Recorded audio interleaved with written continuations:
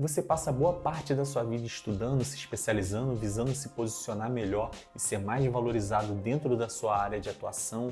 Você abdica de tempo com a família, tempo de lazer, tempo com os amigos, para estar ali trabalhando e conseguir ter uma remuneração melhor. E quando sobra alguma coisa, quando sobra alguma economia, subentende-se que, por esse dinheiro ter custado boa parte do seu tempo e do seu esforço, você quer investir esse dinheiro de uma forma inteligente e responsável. Já é de praxe aqui no Brasil, né? Com certeza você já deve ter ouvido de um tio, de um avô, de um pai, que imóvel é o melhor investimento, investir em imóveis é muito bom, quem compra terra não erra. Você já deve ter ouvido esse tipo de coisa e deve estar se perguntando, será que ainda vale a pena investir em imóveis em 2024?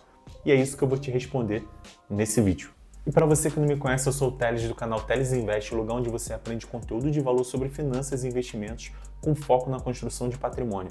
E se você está chegando aqui agora, já se inscreve no canal, deixa seu like, ativa o sininho das notificações e acompanhe os últimos vídeos que a gente tem postado aqui. Muito conteúdo de valor, muita coisa importante, garanto que não vai se arrepender. E antes da gente começar esse vídeo, é importante falar que eu não estou falando nesse vídeo de investimento em imóveis como moradia. Nesse vídeo, a ideia é se ainda vale a pena investir em imóveis com foco em investimento e não em moradia. Então, se você quiser que eu grave um vídeo dizendo se vale mais a pena morar de aluguel ou comprar à vista ou financiar, eu posso gravar um vídeo só sobre isso. Mas nesse vídeo aqui, a gente está falando de imóvel como investimento. A pessoa que compra um imóvel visando receber aluguel ou visando vender esse imóvel lá na frente com uma valorização. É esse tipo de análise que a gente vai fazer aqui nesse vídeo. A gente vai dividir esse vídeo aqui em 3 pontos. O passado, o presente e a conclusão. A gente vai falar sobre o que fez nossos tios, pais, avós gostarem tanto do investimento em imóveis. A gente vai compreender o cenário passado, a gente vai falar sobre o cenário presente e as perspectivas para o futuro desse mercado e depois a gente vai tirar nossa conclusão. Então vamos lá para a primeira parte do vídeo. O passado. A gente entendeu por que os nossos pais, tios e avós gostam tanto do investimento em imóveis, a gente tem que entender o cenário macroeconômico do Brasil que eles viveram lá na década de 60 e 70. Lá na década de 60, o Brasil ainda era uma economia predominantemente rural, onde as pessoas viviam do campo. A gente não tinha esses grandes centros urbanos que a gente tem hoje. E essa urbanização que o Brasil passou de 1960 até 1970 foi exponencial. E aí você imagina, uma pessoa compra um terreno num lugar com estrada de barro e logo depois passam uns anos e aquela estrada de barro agora está asfaltada. Agora fizeram uma farmácia perto, fizeram um mercado e tudo foi se estruturando. Com essa estruturação, essa urbanização foi fazendo com que os imóveis, os terrenos que foram comprados nessa área tivessem uma valorização muito grande. Inclusive, só em 1970 que a quantidade de pessoas morando na cidade ultrapassou a quantidade de pessoas morando no campo, em área rural, aqui no Brasil. Então, todo esse desenvolvimento, essa urbanização, fez com que os imóveis se valorizassem muito naquela época. Porque, imagina, você comprar um terreno no meio do nada, né, e começar a construir um monte de coisa ali perto, sendo que antigamente nossos avós trocavam linha telefônica por um terreno, né, um terreno ali o pessoal pagava ali, muitas das vezes, 2 meses de trabalho, 3 meses de trabalho num terreno que depois se valorizou várias vezes, porque eram áreas que não tinham muita atratividade. Esse é um dos motivos pelo qual nós tivemos uma grande valorização dos imóveis nesse período. E juntamente com o processo de urbanização, existiu um outro fator que colaborou muito com a valorização dos imóveis nesse período, que foi o bônus demográfico. Você que assistiu meu vídeo aqui sobre Previdência Social e Imposto de Renda sabe muito bem que o bônus demográfico é o período ali onde o país tem mais pessoas jovens em idade produtiva trabalhando do que crianças e idosos. E o bônus demográfico do Brasil começou justamente em 1970, previsto de terminar em 2025. Ou seja, a gente já está perdendo esse bônus demográfico, ele já está no final. Mas, a partir dali de 1970, teve um crescimento desse bônus demográfico. E isso fez com que mais jovens ali trabalhando em idade produtiva, tivesse uma demanda muito grande por imóveis, a economia muito mais aquecida. Então isso também colaborou para que os imóveis se valorizassem muito no passado. E agora vamos entender o presente. Os dois cenários que fizeram nossos imóveis se valorizar na época dos nossos pais e dos nossos avós, hoje já não se repete mais. Porque quando a gente para olhar a questão da urbanização, hoje a nossa economia já não é mais predominantemente rural, a gente já vive numa economia urbanizada. Por diversos outros motivos, nós temos vários imóveis se desvalorizando em muitas cidades do Brasil, com o aumento da violência, quando a gente vê, por exemplo, São Paulo, a Cracolândia se espalhando por diversos bairros ali na cidade de São Paulo. Isso fez com que o preço dos imóveis caísse absurdamente. Então, por diversos motivos ali, você tem desvalorização em vários lugares do Brasil. Obviamente, ainda tem aqueles lugares ali onde geralmente são lugares que as pessoas em ascensão social querem se mudar. Você vê ali Alphaville, São Paulo, você vê por região ali de Balneário Camboriú, né, apartamentos frente à praia e tal. Esses tipos de imóveis em áreas muito específicas acabam se valorizando porque são áreas que têm uma crescente demanda e você tem uma oferta escassa de imóveis. Então, esse tipo de cenário é uma exceção. Mas, via de regra, a gente já não tem mais essa questão da valorização desenfreada dos imóveis que a gente teve lá no passado. E agora, a questão do bônus demográfico, né, que começou ali em 1970, a gente já não tem mais esse bônus demográfico atuando da forma que atuou no passado. Quando a gente pega a taxa de fecundidade, né, que é a quantidade de filhos que cada mulher tinha, de 1940 até 1970, essa média era próxima de 6 filhos por mulher. E hoje essa média já está abaixo de 2, ou seja, as mulheres estão tendo cada vez menos filhos e a tendência para os próximos anos é cair ainda mais. Você vai ter cada vez menos pessoas em ali, idade ativa para trabalhar, você vai ter cada vez mais idosos e isso também desaquece a economia. Esses idosos vão morrendo, boa parte da sua poupança estão em imóveis, vão deixando imóveis e vai ser bem mais difícil você vender imóveis do que era no passado. Então, a questão da perda do bônus demográfico, ela é um efeito muito sério para o mercado imobiliário. E isso não é só aqui no Brasil. A crise demográfica está acontecendo no mundo todo. Eu vou deixar aqui também como exemplo a questão da China. A China teve a política do filho único durante muito tempo, onde cada casal chinês só poderia ter um filho.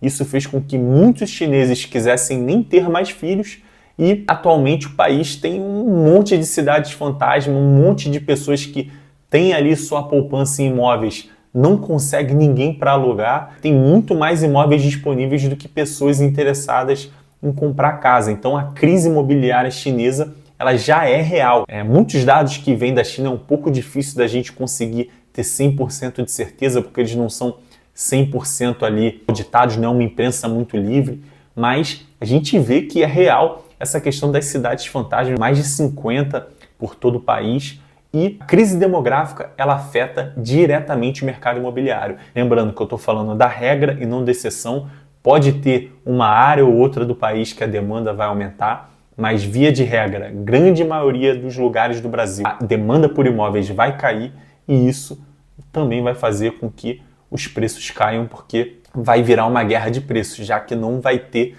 tantas pessoas interessadas em alugar imóveis e vão ter muitos imóveis disponíveis para comprar, alugar, etc.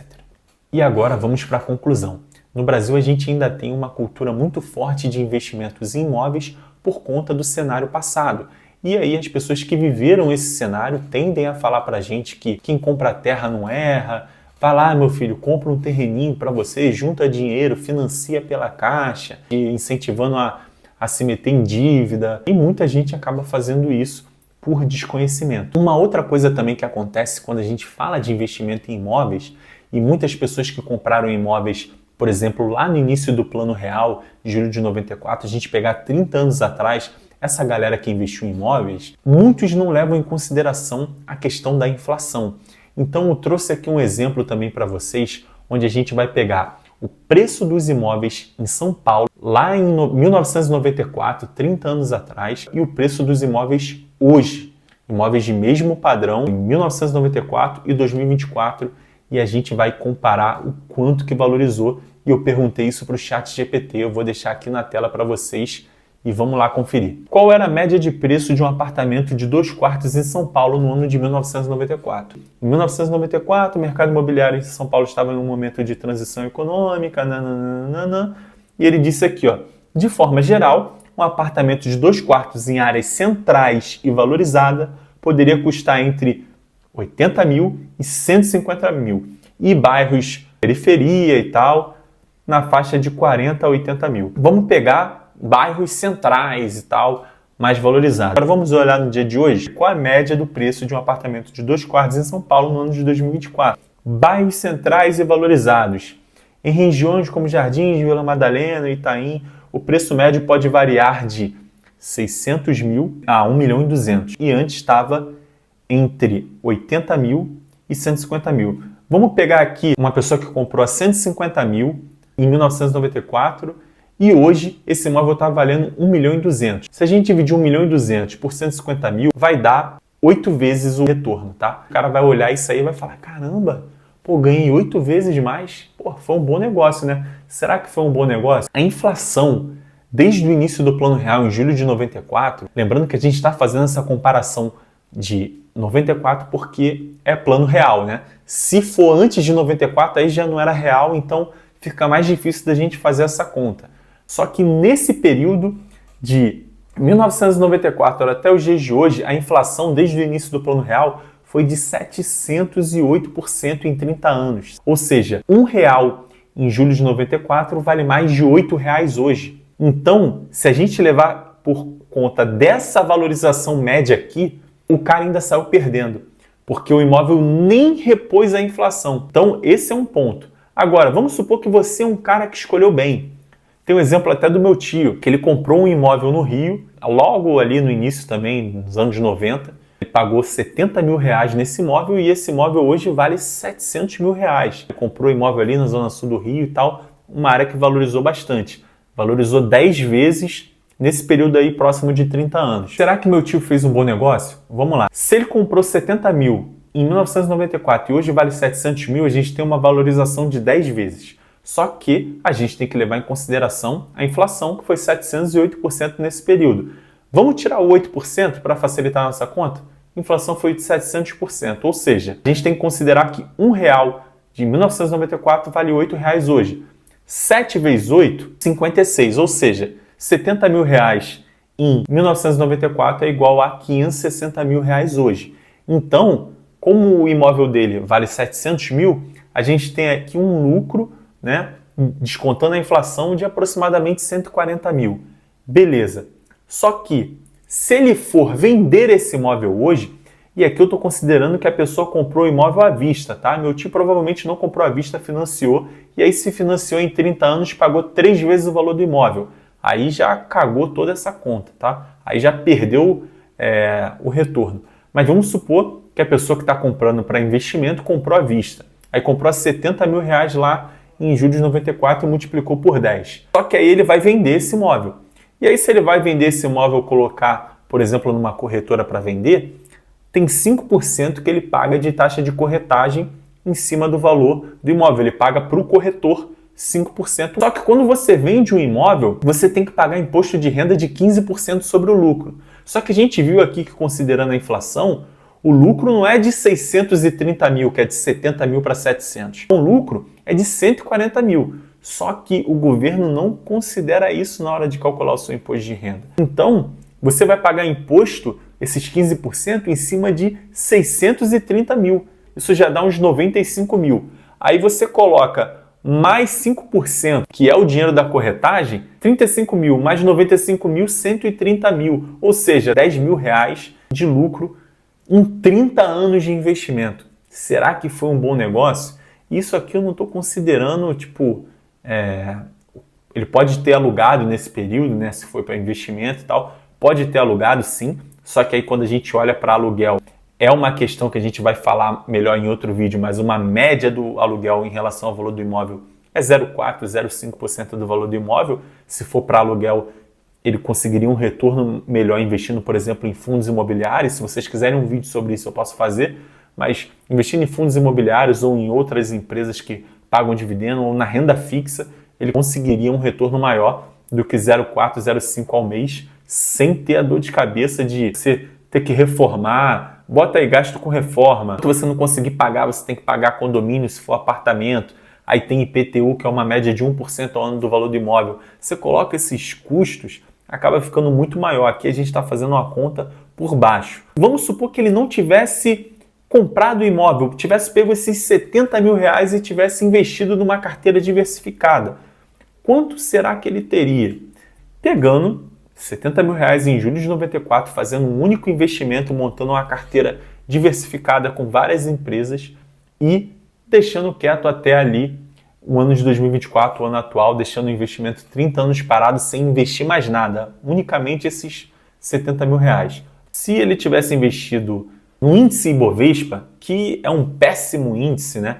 O índice Ibovespa ele não é uma referência para a gente olhar o mercado de ações, porque o nosso índice Ibovespa aqui, ele é basicamente Vale, Petrobras e bancões, né? Se você não tem nenhuma dessas empresas na sua carteira, o índice não representa a sua carteira. Então o índice do Brasil ele é muito commodity e banco. E muita gente não investe nisso. Você vai montar uma carteira diversificada, você vai ter empresas fora do país, empresas de vários segmentos que não têm representatividade no Ibovespa. Então o Ibovespa é um índice muito fraco, tanto que se a gente olhar aqui nos últimos 30 anos, como diz aqui nessa matéria do valor, ele perdeu até para o CDI. Se tivesse deixado no CDI, já teria ganho mais de 3.224% nesses 30 anos, que é muito mais do que valorizou o imóvel. Mas nem vamos considerar isso. Vamos considerar que o cara investiu certinho e tal, não foi nenhum gênio do investimento, mas foi um investidor mediano que conseguiu ali,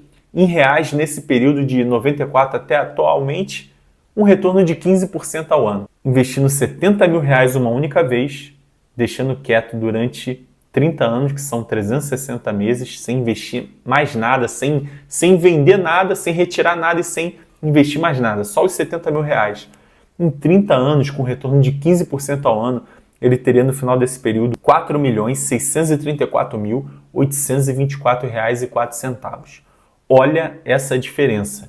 Quando você sabe investir o seu dinheiro, quando você sabe aplicar o seu recurso de uma maneira mais inteligente, olha o retorno que você poderia ter tido. Então, olha a diferença. 70 mil, 700 mil, 70 mil, 4.634. Se a gente considerar uma pessoa que não pagou 70 mil no imóvel, que pegou e pagou financiado, por exemplo, para comprar e pagou 3 vezes mais, aí é pior ainda.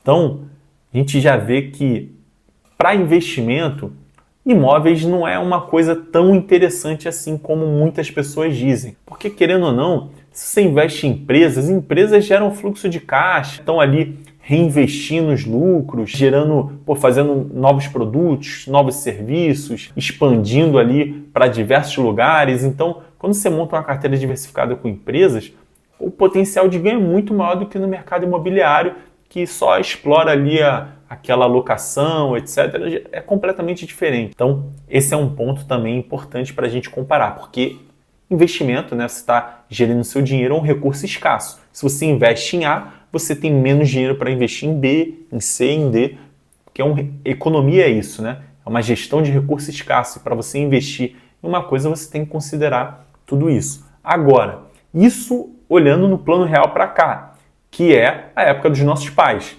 Agora, quem investiu na época dos nossos avós em imóveis fez um excelente negócio. Por quê? Porque o país vivia um período de hiperinflação nessa época. E como o país vivia um período de hiperinflação, você não tinha muita segurança em fazer investimentos. E o mercado não era tão maduro quanto foi pós o Plano Real. Então, a única alternativa que os nossos avós tinham era realmente pegar ali alguma sobra e comprar um terreno, comprar imóvel, porque o terreno, o imóvel, ele valia como uma reserva de valor, porque o dinheiro perdia valor muito rápido. Então, investir em imóveis foi algo muito inteligente, sim, na época dos nossos avós, e aí sim, foi um excelente investimento. A terreno é minha! A gente vê que na época dos nossos avós foi um excelente investimento, hiperinflação, né, e tal. E na época dos nossos pais, já não foi um bom investimento, né? Quem comprou ali no início do plano real ali já não foi um bom investimento. Teria ganho muito mais se tivesse feito em outras coisas. Agora, quem investir na nossa idade, quem investir em imóveis atualmente, com exceção de alguns lugares que eu falei aqui podem estar em alta, provavelmente vai ter muita dificuldade para conseguir vender, para conseguir alugar e o mercado tende a piorar bastante. Beleza, galera? Por esse vídeo é isso. Se você gostou, deixa o like, se inscreve no canal. Um abraço e até a próxima.